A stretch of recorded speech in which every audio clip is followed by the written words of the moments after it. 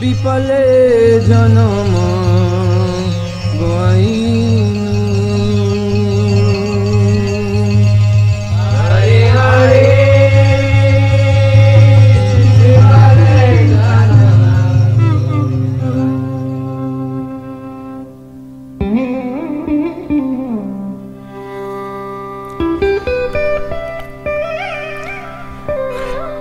Madhya Leela, Chapter 2. All glories to the moon-like Sri Gaurachandra, whose cooling rays benedict the entire universe. Kindly offer me your lotus feet as the eternal treasure of my heart. All glories to Lord Gauranga and his devotees. If one hears the transcendental pastimes of Lord Sri Chaitanya, he surely attains the highest stage of love of God. Advaita Caritamrta heard the different comments from the Vaishnavas about the Lord's ecstatic trance, and he was extremely pleased. Overcome with joy, he spoke to the Vaishnavas. My dear devotee brothers, I had a dream last night which I wish to reveal to all of you. I was feeling very sad and dejected, and I was fasting because I could not understand the text of the Bhagavad Gita. Sometime during the night, a person came to me in my dream and said, "Wake up, Acharya, take your food immediately. I will reveal to you the real meaning of the Bhagavad Gita text. But first you must rise and eat, then worship me. Discard this melancholy from your heart, for your austerities and vows have finally reaped a full harvest. All of your fasting, your worship, and your endless entreaties to the Lord, crying, 'Krishna, Krishna,' and the vow you made with lifted hands for the advent of the Lord, will all come to fruition. The chanting of Lord Krishna's holy name will constantly reverberate in every country, in every town, and in every village. By your mercy, everyone will be able to see here in this Navadweep in Srivasa's house devotional ecstasy that is rarely achieved even by Lord Brahma. Now I will take your leave, but first you must eat. I will appear to you again in the future." When I opened my eyes, I saw our Lord Vishvambar, but within moments he vanished from my sight. I do not understand the mysterious ways of Lord Krishna, how he acts, and to whom he reveals what secrets. Vishvambar's elder brother Vishvarup used to come to my house and discuss Bhagavad Gita. At that time, Vishvambar was a most exquisite child, who was very charming to look at. He would come to my house to call his brother. The little child Vishvambar captivated my entire being with his extraordinary beauty. I would spontaneously bless him, saying, "May you develop pure devotion to the Lord." The child hailed from an illustrious family of great scholars. His maternal grandfather was Sri Nilambar Chakravarti. Lord Vishvambar is a great scholar, so it is natural that he would become attached to Lord Krishna. It is extremely pleasing to hear all the wonderful activities of Vishvambar. All of you kindly bless him that he may develop the purest and highest devotional mood. May the Supreme Lord Krishna be merciful upon everyone and benedict them that they will become totally mad with the chanting of the Lord's holy name. If there is any truth to my words, then in the future everyone will come to the house of this great Brahmin, Sri Vishvambar." Advaita Caritamrta roared jubilantly, and all of the devotees joined in with him. The Supreme Personality of Godhead descended in the form of his name, and everyone chanted, "Hari, Hari." Someone said, "Nimai Pandit has now become a great devotee, so he will propagate the congregational chanting of the holy name of the Lord and increase our joy." The devotees offered their obeisances to Advaita Caritamrta and left in great ecstasy, chanting the holy name of Lord Hari. Whenever Lord Vishvambar met anyone on the street, he would always speak with great affection. When he went for his early morning bath to the Ganges, he met all of the Vaishnava devotees on the way. When he saw Srivas Thakur, he would offer his obeisances. Being very pleased with his behavior, the devotees would bless him, saying, "May you develop unflinching devotion to the lotus feet of Lord Krishna. Always chant Lord Krishna's name and only hear Krishna's glories. Everything becomes auspicious and successful when one worships the Supreme Lord Krishna. But without devotional service to his lotus feet, physical beauty, learning, etc. are useless. Krishna is the Supreme Father and the life and soul of everyone. Simply try to develop undeviating love for the lotus feet of Lord Krishna." These heartwarming words filled Lord Vishvambar with joy. Lifting his face, he glanced at everyone, showering his mercy. He said, "Your blessings carry the weight of real truth. Who, other than you devotees, will bless me with such mercy to receive devotional attachment to the Lord's lotus feet?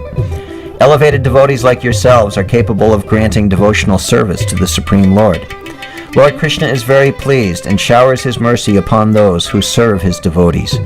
I consider that it is due to my great fortune that you are teaching me the process of devotional service to the Supreme Lord. I know that I can become attached to the lotus feet of Lord Krishna if I can serve pure devotees like yourselves." In great humility, the Lord fell down and caught the feet of the Vaishnavas.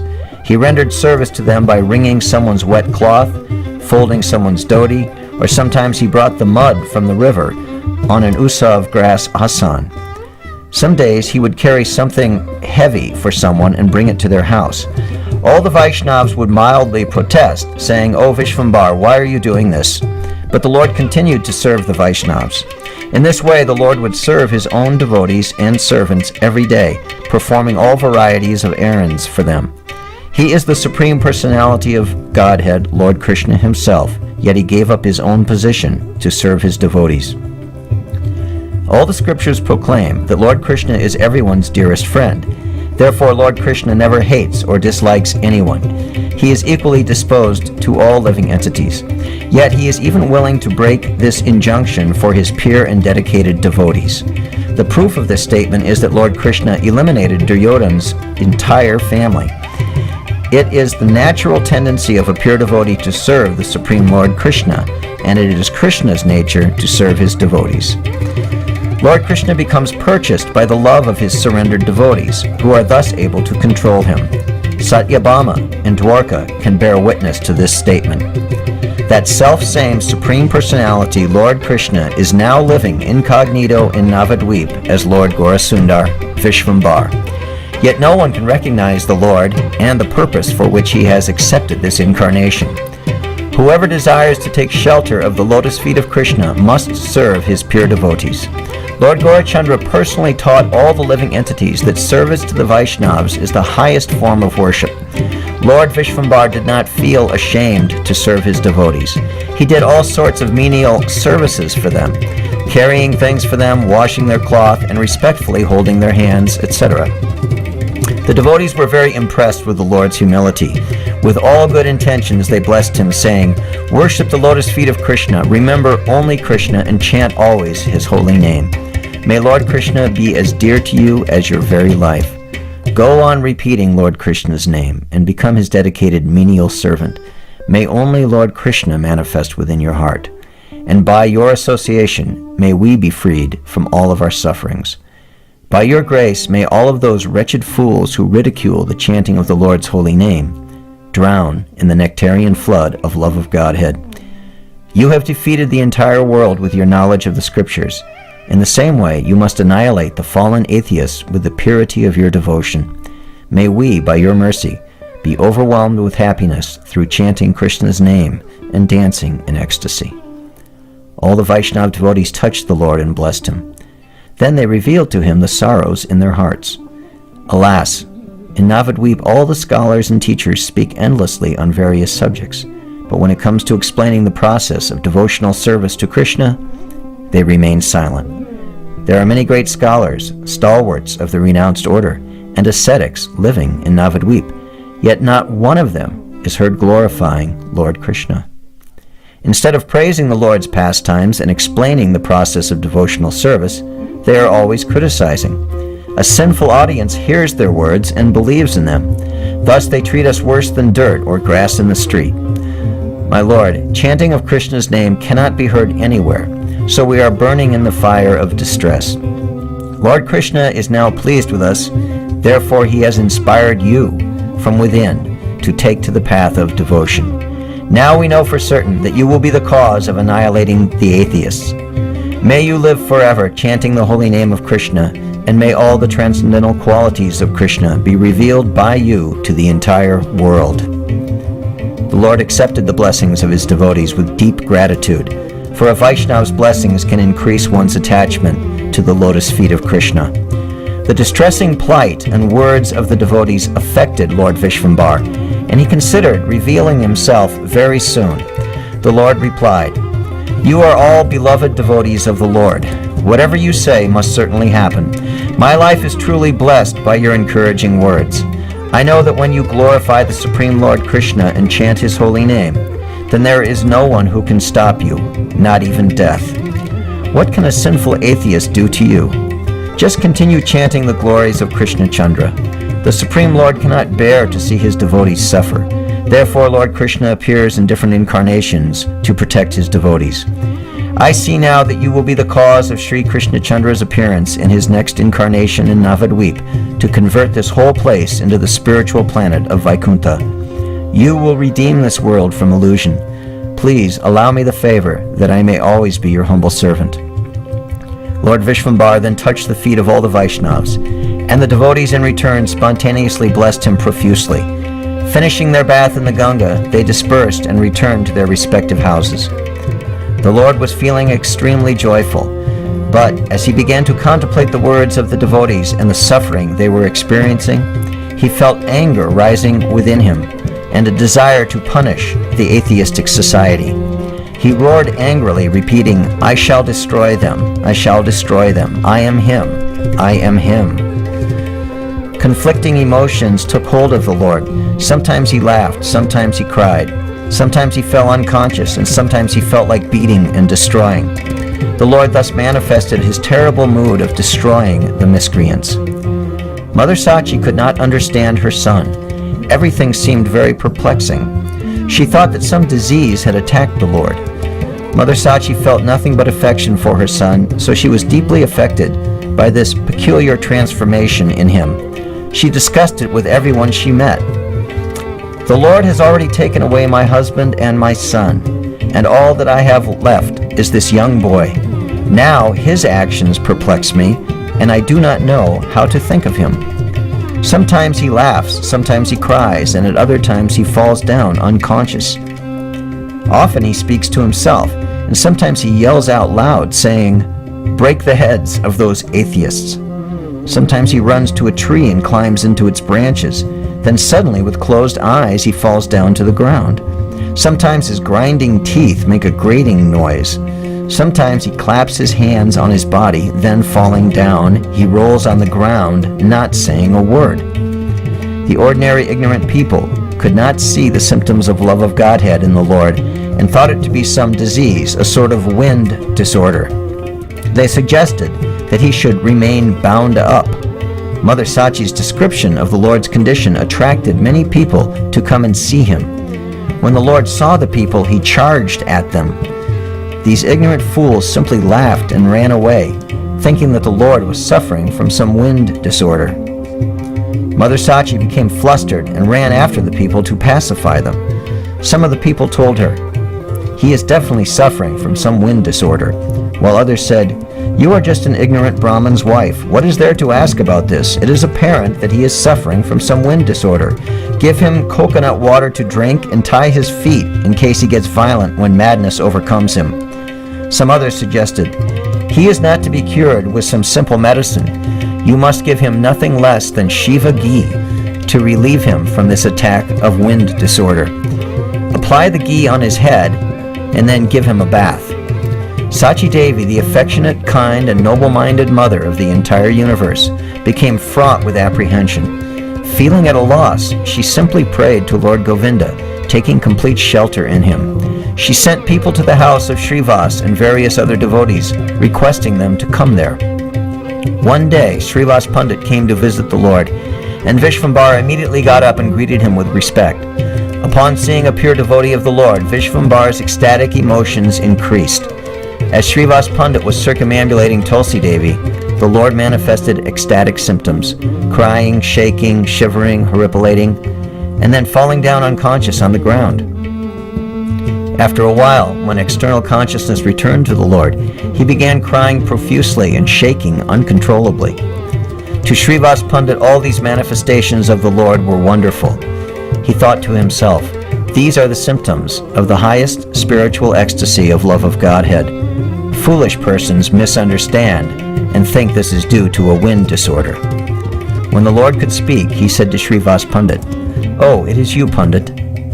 What do you make of my condition? Some people are suggesting that I should be kept bound up because I suffer from some terrible wind disease. What is your opinion?" Smiling, Srivas Pandit replied, "Good wind. I also want to be attacked by the same wind that is causing this disorder in you. Actually, I see signs of great spiritual ecstasy of love of Godhead in you. You have been favored by Krishna's mercy." The Lord was very happy to hear this from Srivas Pandit, and he embraced him affectionately. He said, "Everyone is saying that this is a wind disorder, but now you have given me great hope. For this I am grateful and forever indebted to you. If you had also said that I was suffering from some wind disorder, then certainly I would have jumped into the Ganga." Srivas replied, "Your love for the Supreme Lord Krishna has reached such ecstatic heights that it is even desirable by Lord Brahma, Lord Shiva, and sages such as Sanaka. Let us all come together and glorify Krishna's holy name without caring about the criticisms of the atheists and sinners." Srivas Pandit said to Mother Sachi, "Cast your sorrows away. Your son does not suffer from some wind disorder. I tell you positively that these symptoms are due to the highest love of Krishna. Even though you may see some wonderful and ecstatic pastimes of Lord Krishna, such activities and topics are far beyond the intellectual capacity of ignorant and materialistic non-devotees. So, such subjects should not be discussed in their presence." Srivas left the house of Lord Chaitanya and returned home, leaving behind a pacified and relieved Mother Sachi. However, she could not completely remove the despondency she felt within, for she was always afraid that her son would leave home at any moment. Such were the wonderful activities of Lord Vishvambar. How could anyone understand these transcendental pastimes unless the Lord himself revealed them? One day the Lord and Gadadhar Pandit visited the house of Advaita Acharya Prabhu. Entering his house, they saw that the Acharya was busy offering water and tulsi to the Lord. With raised hands, he was calling out, "Hari, Hari," sometimes laughing and sometimes crying, completely oblivious of himself. He emitted loud, roaring sounds like a mad lion full of raging fury, as if he were the incarnation of the Lord of Destruction, Rudra. When Lord Vishvambar saw Advaita Acharya Prabhu overcome with spiritual emotions, he fell down unconscious. Due to pure devotional insight, Advaita Acharya Prabhu could see that this person, Lord Vishvambar, was his most worshipable Lord. He thought to himself, "Today I have captured you. You are a thief.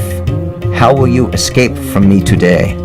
All this time you have been hiding your real identity from me and everyone, but now somehow you have come here. You cannot always cheat me. I know who you are, and now I will cheat the cheater." Advaita Acharya Prabhu made all arrangements to worship the Lord and reveal to the world the supreme absolute position of Lord Vishvambar, who so far had very cunningly hidden his true supreme spiritual identity. He brought all the different paraphernalia for worshiping the Lord. He offered incense, flowers, and lamp to the lotus feet of Lord Chaitanya while repeating one verse over and over again. "My Lord, you are the well-wisher of the cows and the Brahmins, and you are the well-wisher of the entire human society and world." Sri Advaita was very happy to recognize the Lord of his heart, and he cried tears of joy, washing the lotus feet of Lord Chaitanya with his tears.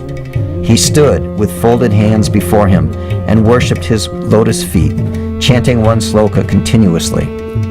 A little amused, but nevertheless respectful, Gadadhar Pandit told Advaita Acharya Prabhu, "O Goswami, it does not befit you to behave like this with someone so much younger than yourself, a mere lad."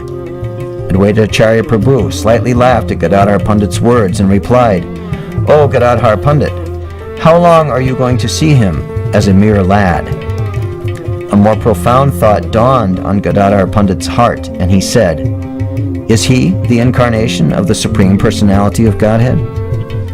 After some time, Lord Vishvambar regained his external consciousness and saw that Advaita Acharya was worshipping him, absorbed in an ecstatic trance.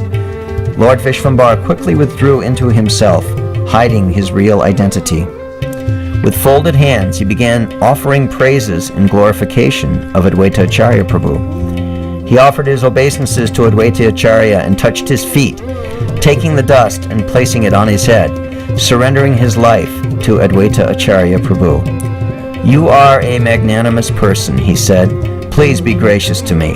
I am always your humble servant. Seeing you today is a blessing for me, and if you are merciful, I will be able to chant the holy name of Lord Krishna. You can destroy the darkness of nescience because your heart is the permanent residence of the Supreme Personality of Godhead, Lord Krishna. The Supreme Lord is most expert in glorifying his devotees, and this wonderful exchange of love and affection between the devotee and the Lord is spontaneous."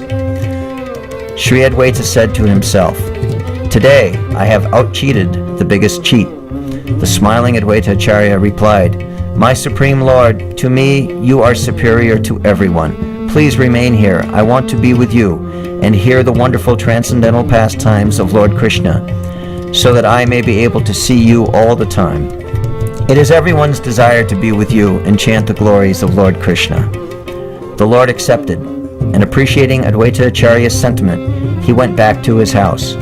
Advaita Acharya Prabhu was now convinced that his dear Lord had appeared. Secretly, he left Navadweep and went to Shantipur to test his bond of affection with the Lord. He thought, "If he is truly the Supreme Personality of Godhead, then I am his humble servant. He is certainly capable of tying his servant with the bonds of love and bringing him to his side." Who is capable of understanding the mind of Sri Advaita Acharya? By his spiritual potency, he was able to invoke the appearance of the Supreme Lord in this world. One who has no faith in these words will soon fall away from the righteous path and be destroyed. The Supreme Lord Vishvambar continued to perform the congregational chanting of the holy name of the Lord, along with all the Vaishnavas. All of them were very happy to have the Lord amongst them, but none of them could actually recognize him as the Supreme Person. Every day, they saw the Lord go into wonderful ecstatic trance. This was an extraordinary sight for them, and it caused them to wonder whether this personality was actually the Supreme Lord himself. When the Lord went into one of his ecstatic trances, only Ananta Shesh was able to describe it. When the Lord was in ecstasy, he trembled like a falling autumn leaf. This trembling was so uncontrollable that thousands of devotees could not keep him still. Streams of tears flowed unchecked like hundreds of rivers.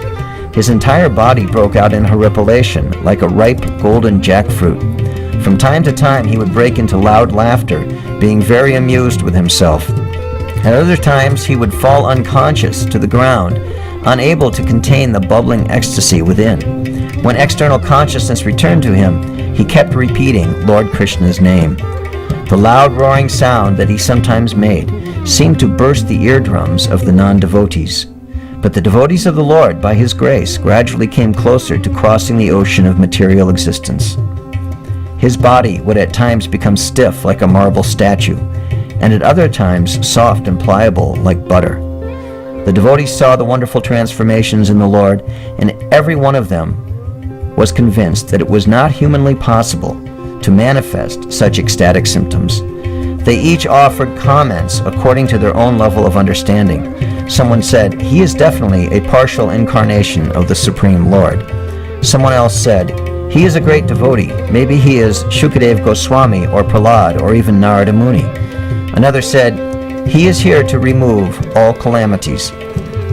The wives of the Vaishnava devotees who observed this also remarked, "Lord Krishna has taken his birth again." Another lady said, "I think that he is an incarnation of God." In this way, different people offered different opinions about the Lord. When the Lord finally regained his external consciousness, he embraced everyone. It is impossible for me to describe it. He would pitifully cry out for Krishna, saying, "O tempter, who steals the hearts of the damsels of Vrindavan, O divine friend of the weak and frail, O ocean of mercy, O my Lord Shyam, alas, alas, tell me, how will I spend those awful and fretful days when I am unable to see you?" At other times he cried out, releasing heavy sighs, "Where can I find the sweet face of my Lord?" Then gradually, becoming still, the Lord revealed the pain in his heart, saying, "Please be merciful and hear my pitiful condition. There is no end to my sorrows.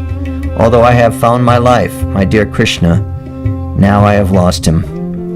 The devotees were greatly pleased to hear these words that explained the mystery and increased their faith and reverence. Sitting around the Lord, they all listened as the Lord continued.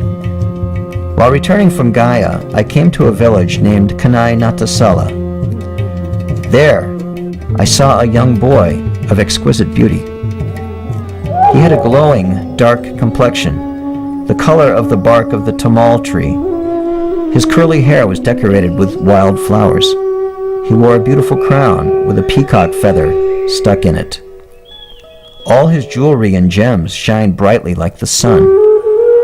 It is impossible for me to describe the beauty of the delicately ornamented flute he held in his hand, which captured everyone's heart, and his fine lotus feet, which looked so attractive with ankle bells softly touching his skin. His graceful, strong arms were more formidable than a blue pillar, and were covered with sparkling jewels and gems. From his neck hung the famous Kastoba jewel, and his chest was marked with the Srivats. How will I describe to you the beauty of his yellow golden silken dhoti, his dangling fish earrings, and his lazy lotus petal eyes? Smiling sweetly, he approached me and embraced me. Then suddenly he ran away, fearing what I do not know. No one can enter into these intimate loving moods of Lord Chaitanya unless and until he specially blesses someone to understand them. The Lord could proceed only so far with his narrations and then fall down unconscious on the ground, crying out, "O my Lord Krishna." Greatly concerned, all the devotees quickly removed the dust from the Lord's body while loudly chanting, "Krishna, Krishna." The Lord seemed to become a little calm, and then again he became extremely restless, crying out, "Where is my beloved Krishna? Where is my beloved Lord?" And he wept bitterly. Finally, the Lord was able to control himself and could hold himself still. His body then gradually returned to its butter-soft condition, and the devotees were happy. The Lord's words, steeped with devotional emotions, filled their hearts to the brim. They said, "We are all feeling very fortunate and blessed to have your association. Who is attracted by the opulence of Vaikuntha Dham when you are here? A moment's association with you will enable anyone to taste the highest nectar of devotion. We are all your followers, protected by you, so kindly lead us in chanting the glories of the Supreme Lord Krishna. We have been burned by the caustic words of the atheists. Let your tears of love of Godhead cool us forever." The Lord was very happy to hear these words from the Vaishnavas, and he returned to his house walking like a mad lion, filled with love of Krishna. Although he returned home, he never behaved like an ordinary mundane family man in his house. He was always immersed in love of Krishna. Loving tears of separation from Krishna flowed profusely from his eyes like streams. The waters which washed his lotus feet in the form of the Ganga now appeared in his eyes. He had only one answer to anyone's inquiry. Whenever he saw a Vaishnava devotee, he would rush to him asking, "Where is my beloved Krishna? Where is my beloved Krishna?" Crying out like this, he broke down weeping, and the devotees tried to calm him down. One day, when Gadadhar came to see the Lord, he noticed that the Lord was hiding a betel leaf in his hand. As soon as the Lord saw Gadadhar, he asked, "Where is that blackish boy who is dressed in yellow and radiant with blossoming, youthful beauty?" Such earnest yearnings of the Lord for Krishna were truly heartbreaking, and it left everyone at a loss for words. Gadadhar Pandit replied bravely, "Lord Krishna resides within your heart eternally." When the Lord heard that Krishna was within his heart, he began to pierce his chest with his nails. With immense endeavor, Gadadhar Pandit was able to restrain the Lord, holding tightly his hands and trying to calm him down. "There, Krishna will come just now. Try to compose yourself."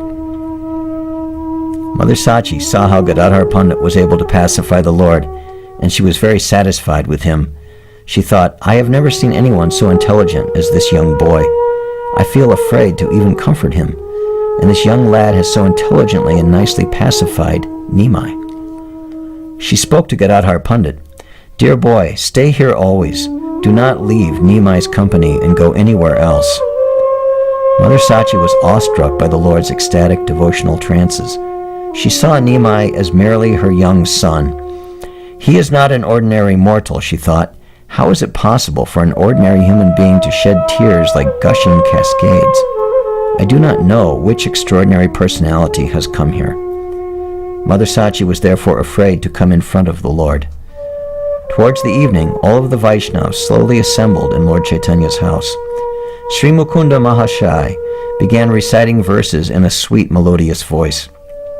Mukunda was blessed with such a beautiful voice that as soon as the Lord heard him recite, he went into an ecstatic trance. He loudly resounded the Lord's name, roaring like a lion. Losing his balance, he fell in all directions. This made it difficult for the devotees to hold him. All the ecstatic symptoms manifested within him simultaneously. He expressed apprehension, laughter, trembling, paling, horripilating, roaring, etc. The devotees were filled with amazement at such a wonderful sight. The Lord's ecstatic absorption in love of God gradually increased in intensity. The whole night passed as if in a moment, and in the early morning hours the Lord came out of his trance.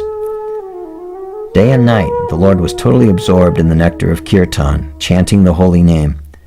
The Lord had already begun propagating the holy name, and seeing him, all of the devotees' sufferings were destroyed. The beloved son of Mother Sachi, Gaurasundar, continuously chanted the Lord's name loudly, like the roaring of a lion, waking the atheists out of their stupor. Their kirtan disturbed the non-devotees. Thus the atheistic population became enraged and aimed abusive language at the devotees. Someone said, "I cannot even sleep at night." Another commented, "All their screaming and shouting will enrage the Lord, and that will cause their complete destruction."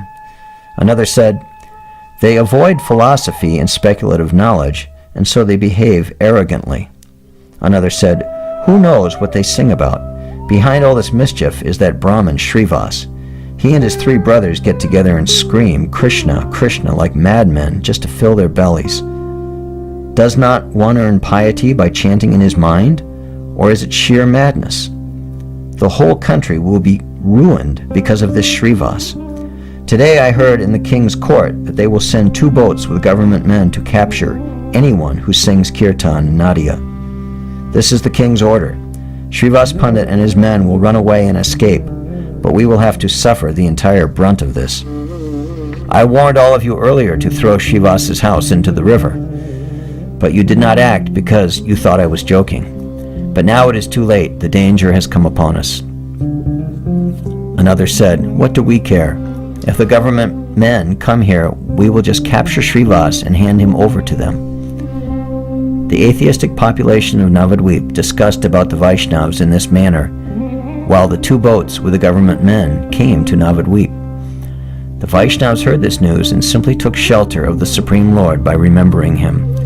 In this way, all of their fears were dissolved. They said, "Whatever the Supreme Lord Krishna Chandra wants will happen, and it is for the best. As long as he is there, then what fear do we have from these wretched people?" Srivasa Pandit was a soft-hearted and magnanimous soul. This news disturbed him, and he became anxious for the well-being of the Vaishnavas. He was apprehensive because he knew that anything could happen under the Muslim rule. The Supreme Lord Gaurasundar, the Supersoul, knew everything in everyone's heart. The devotees still were not aware that the Supreme Lord had come and was amongst them. Now the Lord began to manifest himself. Lord Vishvambara roamed everywhere, unperturbed and unconcerned, his transcendental beauty unmatched within the entire creation. His body was decorated with sandalwood paste. His reddish lips were like the early morning sun, and his eyes were like a blooming lotus flower. Cascading curly tresses shone like a halo around his glowing, moon-like face. He wore a Brahmin thread around his shoulders and dressed in fine clothes. His exquisite personal beauty completely captivated the mind. Casually chewing on pan, he went for a walk on the river bank. When the devotees saw the Lord, they became very joyful, but the atheistic people felt intimidated. He must have heard everything they said, yet he shows no sign of fear. He strolls about as though he is a prince.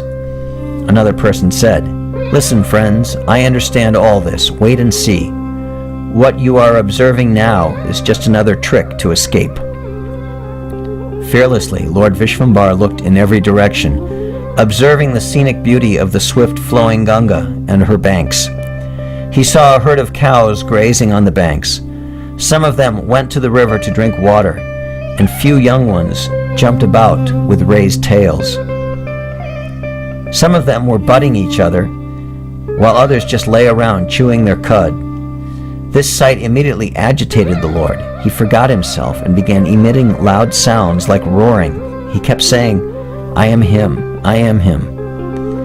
In this condition, the Lord ran to Srivasa's house, shouting, "What are you doing now, Srivas?" Srivas was engaged in worshipping Lord Nrsingadev behind closed doors. The Lord came and kicked the door. The Lord screamed out, "Who are you worshipping? Whom are you meditating on? The person who you are worshipping is here." Srivas trembled and sat awestruck. The Lord spoke to Srivas, calling out, "O Srivas, all this time you did not know who I was. I left my spiritual abode of Vaikuntha and came down to this material world at your beckoning, because of your loud chanting of the holy name and Advaita Acharya Prabhu's loud calling. Not recognizing me, you are living completely complacent and unconcerned. And avoiding me, Advaita Acharya Prabhu has gone back to Shantipur. I have come to protect the pious and punish the miscreants. There is no need for you to worry. Just go on worshipping me." Tears filled Srivas's eyes, and his heart swelled with love for the Lord. All his fears were destroyed by his assuring words. Currents of joy passed through his body, and he stood up with folded hands, offering prayers to the Lord. Srivas Pandit was a good and pure devotee, and a great scholar. Having received the Lord's order, he began to offer prayers to him. He recited from the Srimad Bhagavatam, Lord Brahma's prayers to Lord Krishna. "O Lord, you are the eternally worshipable, supreme personality of Godhead.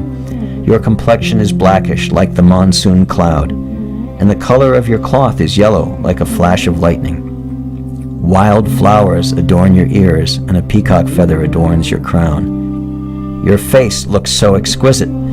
A gently swaying flower garland hangs around your neck. Your mouth is smeared with the curd that you have just eaten. Your transcendental possessions, the cane, horn, and flute, are special features of your beauty. Your feet are soft like the petals of the lotus. I worship you, the son of Maharaj Nanda. I worship the lotus feet of Lord Vishvambar, whose complexion is like the blackish monsoon cloud, and who wears a yellow dress. I offer my obeisances at the lotus feet of the son of Mother Sachi, whose ornaments are a bunch of wild flowers and a peacock feather. My obeisances at the lotus feet of the disciple, Gadadhar Pandit. Nimai, who is decorated with a flower garland, holds a preparation of sweet rice in his hands. I offer obeisances at the lotus feet of the son of Sri Jagannath Mishra, Nimai. 1,000,000 full moons fade before the exquisite beauty of his face. I offer my obeisances at your feet, my Lord, you who hold the cane and the flute. I offer my obeisances to your lotus feet, you who have been declared by the Vedas as the son of Maharaj Nanda. Srivas Pandit prayed like Brahma to the Lord's lotus feet. The words of transcendental praise flowed out with ease from his mouth, and he spoke on. You are the Supreme Lord Vishnu. You are Lord Krishna. You are the Lord of all sacrifices. The holiest of rivers, the Ganga, has sprung out of your lotus feet. You are the life and beloved son of Janak Maharaj, Lord Ramachandra, and you are Lord Nrsingadev. Lord Brahma and Lord Shiva are like bumblebees searching for honey at your lotus feet. You are the knower and compiler of the Vedas, and you are the Supreme Lord Narayan.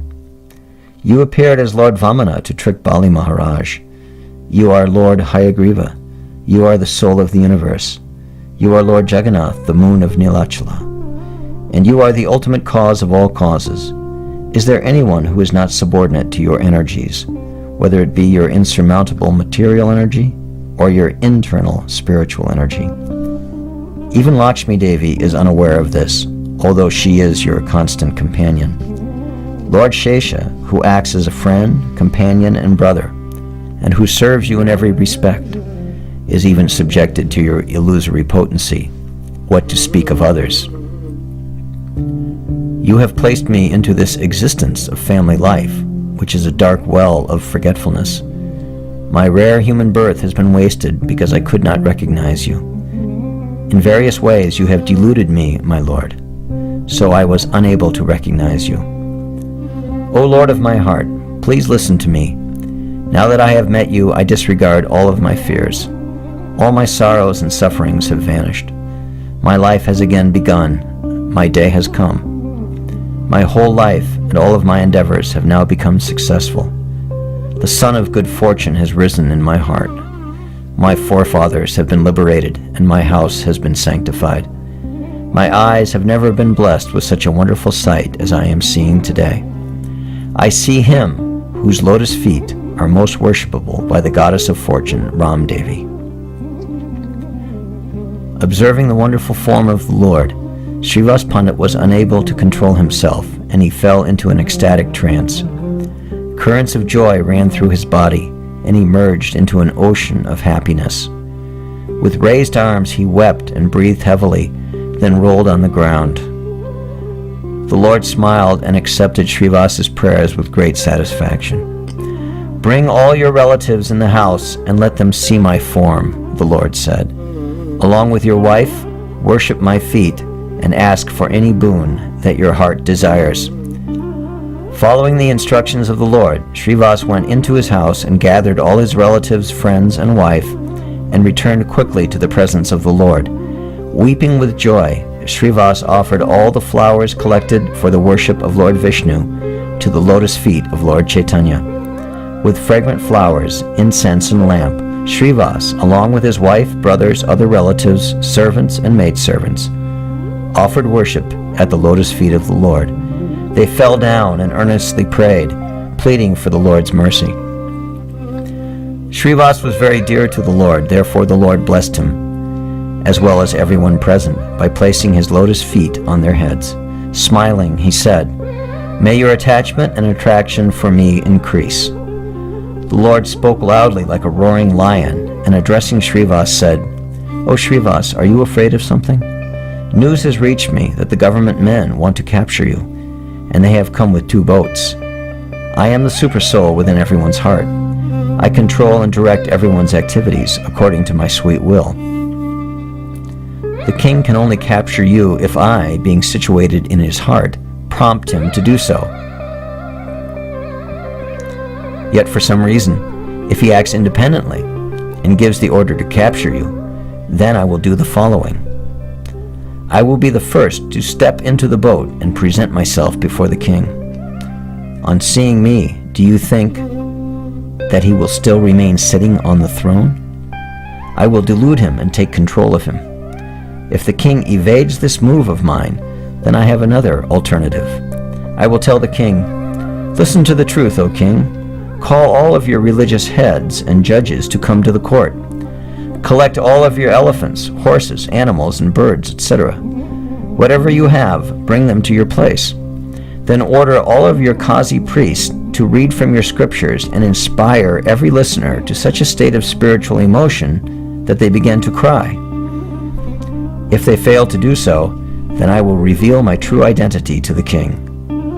Then I will say, O king, on the instructions of these same Qazi priests, whose spiritual powers we have already witnessed, you want to forbid the congregational chanting of the holy name of God?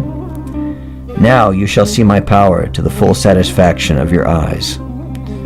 I will capture a mad elephant and bring him here, along with other elephants, horses, deer, and other animals, and make them all cry in ecstasy and chant Krishna's name.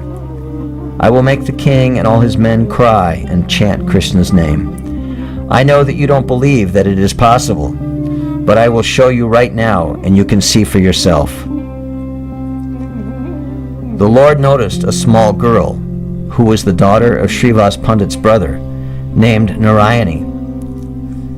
Lord Gaurachandra, the Supreme Godhead, the Supersoul within everyone's heart, ordered the little girl, "Narayani, chant Krishna's name and cry in ecstasy." The 4-year-old girl became extremely agitated with ecstatic spiritual emotions and cried out, "O Krishna!" She began to weep, losing all perception of the external world. Tears streamed down her body and she fell to the ground. Smiling, Lord Vishvambar asked Srivasa, "Are your fears pacified now?" Vaishnavas will remember for many years to come how Narayani was a recipient of the Lord's mercy. Srivasa, a very learned pundit who was well versed in all the scriptural conclusions, threw up both of his hands and said, "My Lord, when you exhibit your terrible form as all-devouring time and annihilate this entire material creation, I will fearlessly chant your holy name.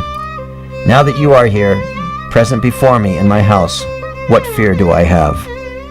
Seeing the Lord manifest his opulent Vaikuntha form, Srivasa, along with all the assembled relatives, brothers, wife, and servants, went into an ecstatic trance. The transcendental form of the Lord that even the personified Vedas are eager to see was now being seen by even the servants and maidservants of Srivasa Thakur. How can I possibly describe the magnanimous nature of Srivasa Pandit? A little dust from his lotus feet can purify the entire creation. Lord Krishna appeared in the prison house of Vasudeva, and all of his pastimes were performed in the house of Nanda Maharaj. Similarly, Lord Chaitanya appeared in the house of Sri Jagannath Mishra, but all his Vrindavan pastimes were performed in Srivasa Pandit's house. Srivasa Pandit was loved by all the Vaishnavas. Anyone who came to Srivasa's house experienced great joy. Even the servants and maidservants in the house of such a devotee can see the rarest of sights, the Supreme Personality of Godhead in person. From this we can understand that serving a pure devotee is the best process of attaining the supreme goal, because by the mercy of a Vaishnava, one can certainly receive the shelter of Krishna's lotus feet. Lord Vishvambar ordered Srivasa Pandit, "Do not speak about this incident to anyone." When the Lord regained his external consciousness, he felt very ashamed of himself, and after comforting Srivasa Pandit, he returned to his own house. Srivasa Pandit's whole house was immersed in jubilation. Whoever reads Srivasa Pandit's prayer to the Lord will immediately be elevated to the position of eternal servant of Lord Krishna. Lord Balaram, my beloved Lord and Master, has spoken to me from within my heart as the Super Soul, and so, on his order, I am writing these wonderful activities of Lord Chaitanya.